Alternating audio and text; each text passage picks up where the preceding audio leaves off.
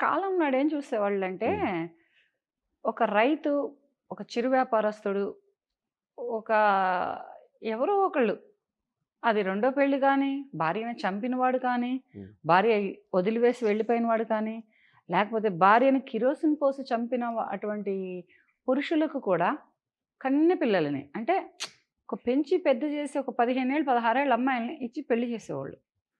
ఆ జనరేషన్ తర్వాత ఏమైందంటే ఒక 30 ఇయర్స్ ముందుల ఇచ్చేసేవాళ్ళు అలాగే. వాడు తాగుబోతు గాని, తిరుగుబోతు గాని, ఇంట్లో పెళ్ళాం పిల్లల్ని పట్టించుకోకపోని, చదువుండని, లేకపోని, ఎటువంటి హ్మ్.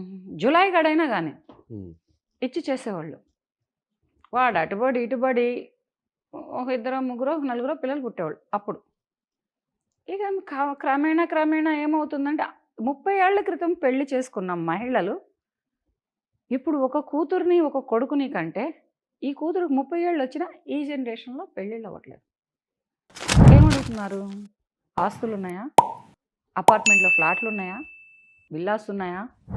ఇంకా మాట్లాడాలి అంటే లక్షల్లో శాలరీలున్నాయా? అన్నిట్లికి మించి సాఫ్ట్‌వేర్ ఉందా? హ్మ్.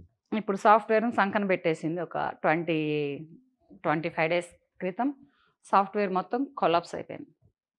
ఇప్పుడు ఇమ్మని మన పిల్లల్ని సాఫ్ట్‌వేరోడికి. సాఫ్ట్‌వేర్‌లో రూ. 1,50,000 సాలరీ ఉన్న ఒక మ్యాన్ అతనికి ఎన్నుంటాయి? ఇంటి ఈఎంఐ ఉంటుంది.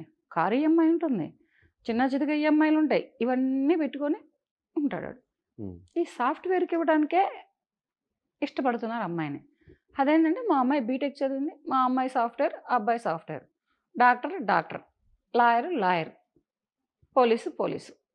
పోలీసోళ్ళు లాయర్‌ని చేసుకోకూడదా? డాక్టర్ పోలీసోడిని చేసుకోకూడదా? సాఫ్ట్‌వేర్ అమ్మాయి హార్డ్‌వేర్‌కి ఇవ్వొచ్చుగా.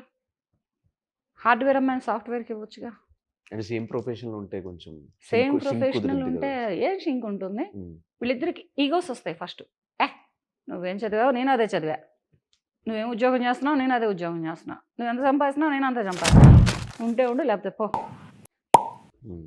ఈ స్థాయికి ఎదిగింది మహిళ ఈవేళటి రోజున.